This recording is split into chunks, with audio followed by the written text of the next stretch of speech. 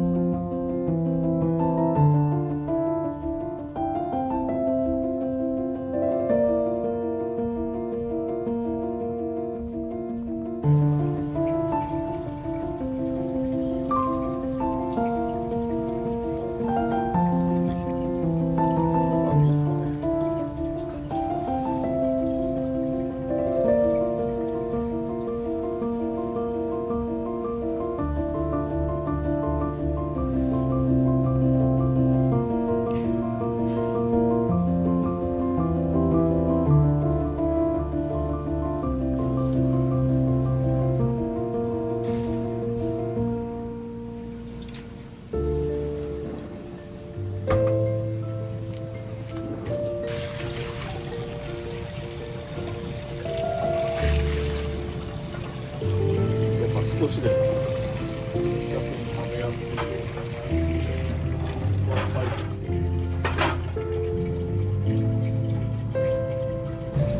い。一番でも美味しいっすよね。他のメンマには勝てないんですけど、なんかやっぱ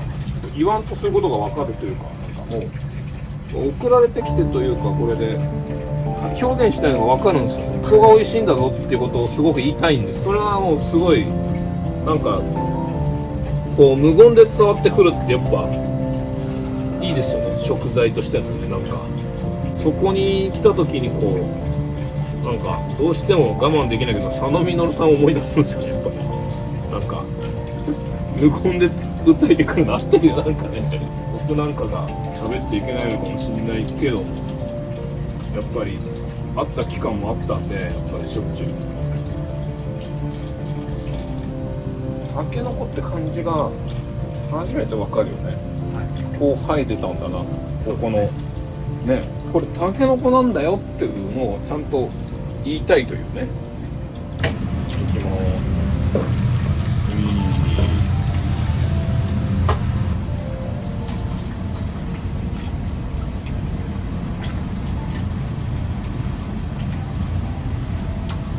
手は下の食感の感じが、これ手が下だと思って全部揉んで、あと匂いで、なんか匂いと多分下の感覚とかって多分一体化すると思うから、食べるときにそれをこう感じるようにして。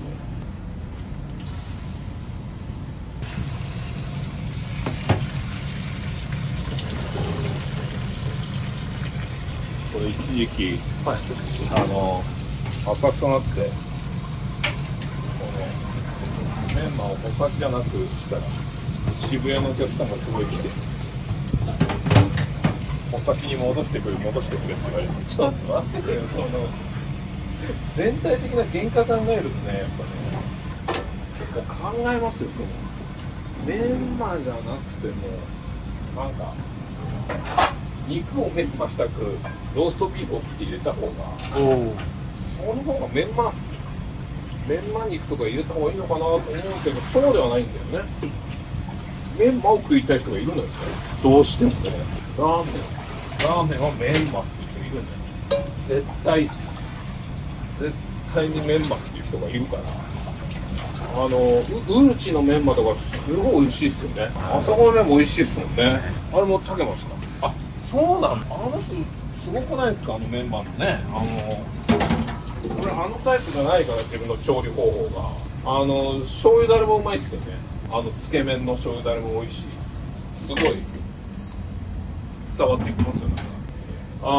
僕がなんか語っていいか分かんないけど、やっぱ佐野ジャパンっていうところにいた時にメンマがもうやっぱみんなねすごいんですよ。ずっとラーメンの話してるんですよね。メンマは2回水のメンマはなんか茹でるって言ってたんですよね。絶対そうしないとダメだみたいなですね。メンマの茹での話がなんか一緒にしたことあるんですよね。で僕分かんないから、やっぱそのラーメンの調理云々なんで、だからやっぱいまだに2回絶対茹でないとダメなんだろうなっていうのは僕の中である。そうそうそう、それが絶対だったから、やっぱ最初何にもラーメン分かんない時にずっとみんなが喋ってたから。そうそう、その時あれっす、まだ昆布水とか出てなかった時、昆布水の話もちょろっとね、なんか出てたもんな。なんかそうそう、あとなんだ、本当にいい鳥が来たらネギとか玉ねぎをスープの上に乗せなくていいんじゃないかみたいな話チラッとしてて、あれが今でいう水と鳥の話だったんじゃないかなとか思うと、なんかすごいですよね。なんかね、もう僕も横でずっと聞いてただけだったから、あれはすごいこうラーメン料理人のあれだったんでしょうね。やっぱ場所にいたんでしょうね、僕はね。普通にお酒をついてただけだったけど、ちゃんとね、あんな場所にいてもらえたことはありがたいと思わなきゃダメなんですよね。まあ、僕なんかね、このなんかとこでね、語る権利ないかもしれないけど、本当にあそこにいたことで、ただ思い出として喋るとね、そんな話してましたもんね。ちらっと横で聞いてて、いつもへーと思ってて。でもなんか思い出に残ってることっていうのは、これすげえ重要なことなんだろうなっていうのは覚えてるんですよ。そういうなんかすっごくいい鳥が来た時にはっていう話とか小声で言ってるんですよ。帰り際とかちらっと佐野さんに言ってるんですよ。言ってて、すげえなと思って。でも品そば屋のメンマもこうトッピングしたくなるぐらい美味しいんですよね。やっぱね、あそこのメンマもね、何回もトッピングしましたね。なんかね、どうすればいいんだろうと思ってメンマ悩んだ時に品そば屋のメンマまず行って、でそのからなんかおすすめで大正軒行って修行時代です。まあ悩んでる時ですね、ずっとね。もう僕なんかあんまよくわかんないでもうラーメン始めちゃったんで、そのままもうって始めたんで、東京ラーメンショー2011年で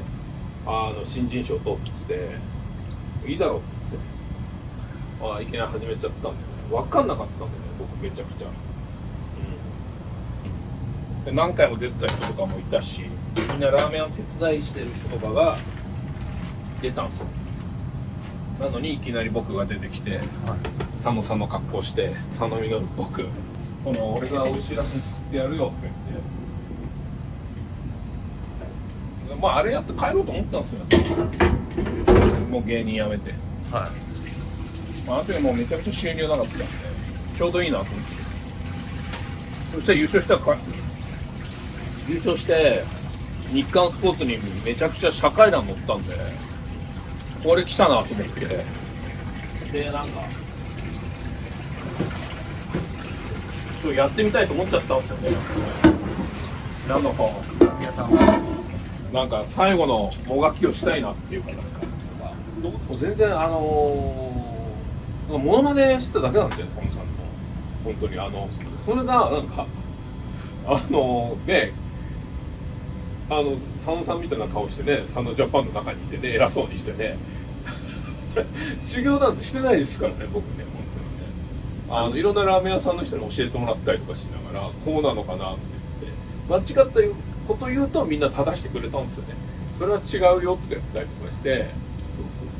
それじゃ甘くなっちゃうよとか、いろんなみんなの意見を教えてもらいながらって感じなんですね。でここ、ラーメン屋始めて10年経って、なんかそれじゃいけないなっていうのずっとここにあって、服部栄養専門学校に、3年前入学するんですよね。そうなんですよ、服部幸男さんに教わりたいって、フレンチの酒井さんの授業を受けて体験入学でフレンチの酒井さんのすごいなと思って、いろんな技術とか、服部栄養学院に陳健一さんとかいろんな人とかの麻婆豆腐のね、話とかいろいろ聞いたりとかして、ここはもう一生多分取んないといけない話だなと思って、掃除から全部学んで、あとお菓子作りとかも、中華、和食、洋食みたいな感じで全部教わってったって感じです。でもあれ学校行ってから引っかかりはなくなりましたよね、完全に。なんだろう、スープのなんか焦がしの技術とか、なんかエビを焼いた時に下にオーブンで焼いた時の下に出てくる汁とか、そういうのとかもスープかけてこうこそぎ取ってそれをスープに入れて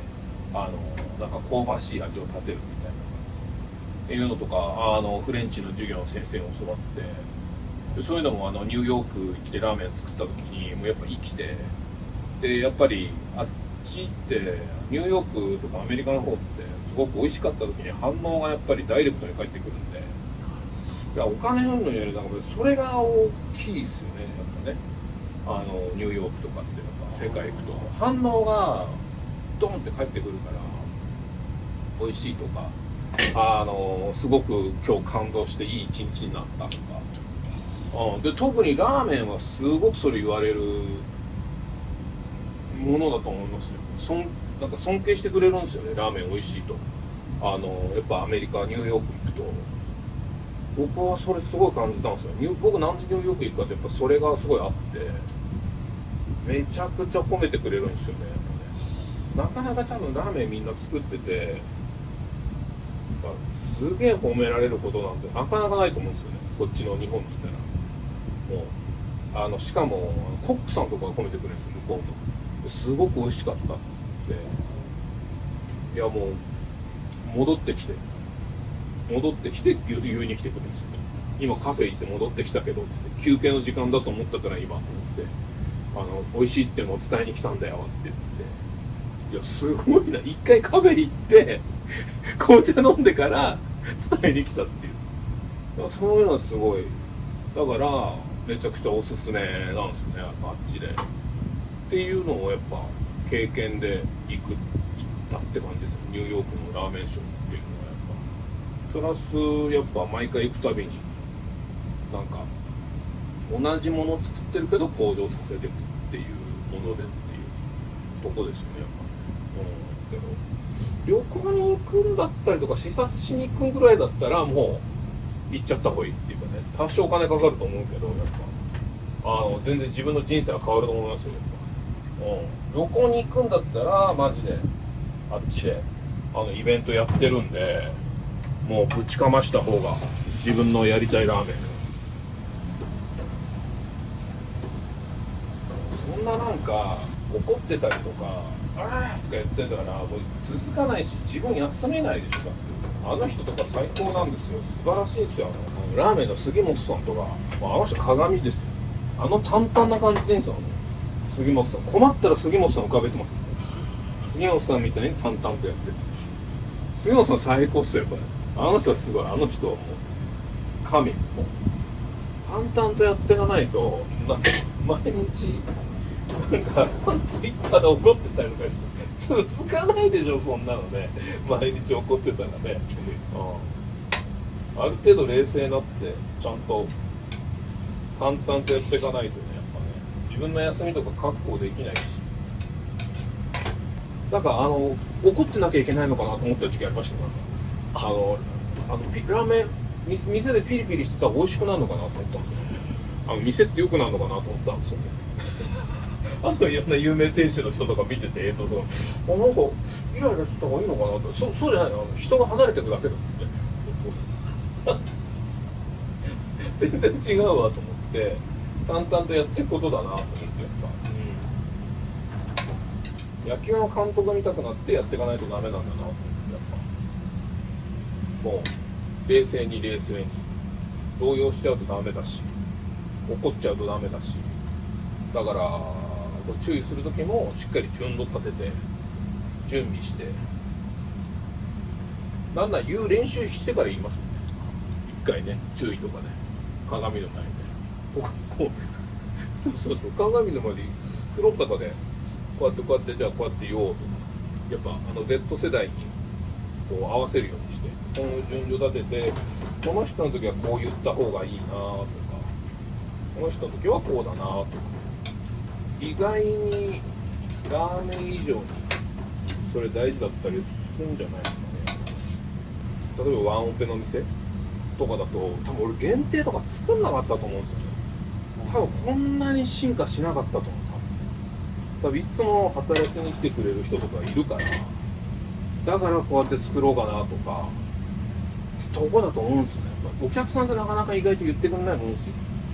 なんか本当のあれとかっていう。やっぱね、家族だと思うんですよね。一番ダイレクトに物言って傷つくっていうか、なんかそっかってなって、じゃあちょっと変えていくかとか、こうなんじゃないって言われて変えなきゃって本気でここから思うってやっぱ身内だと思うんですよね。やっぱ従業員がやっぱ美味しいって言ってくれたりとか、周りの店員が美味しいって言ってくれると、やっぱそこっすよね。やっぱね、すごい。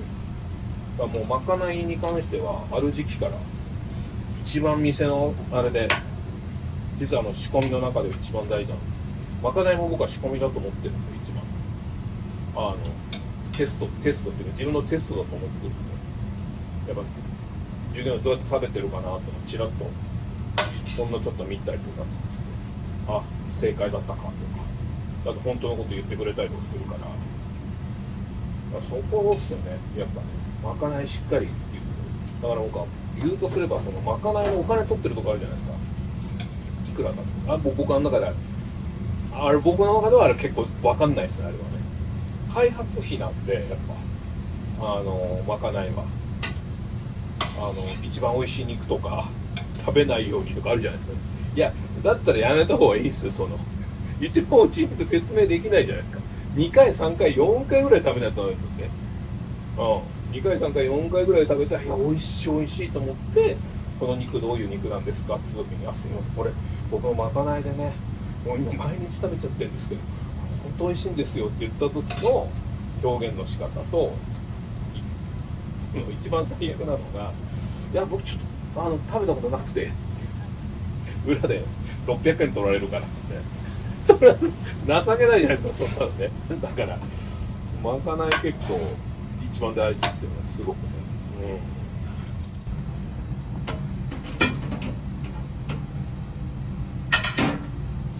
大体1日ぐらいすると本当にいい感じになるんですよ。僕は意外とね、僕のところは水と鶏ですよ。タレにすごい魚が入ってるんで、うちは魚とかそういうサバとかものすごい入ってるんで、あんまりスープになんか個性を出さない。僕はもうほんとタレにめちゃ個性がある。あとが塩は高塩とか一番しょっぱい塩とか沖縄の塩とか、あとまろやかな塩とか4種類ぐらい混ぜてる。であと結構煮干し大量に入れて、で昆布結構信じられないぐらい入れてますね、タレに。昆布ですね。北海道の昆布をものすごい数買って、タレはもうやっぱ絶対異常に気使ってますね。そこっすね、やっぱ。だからたまにうちのタレ買いたいっていう人出てくるときあるんで、嬉しいっすよね、やっぱ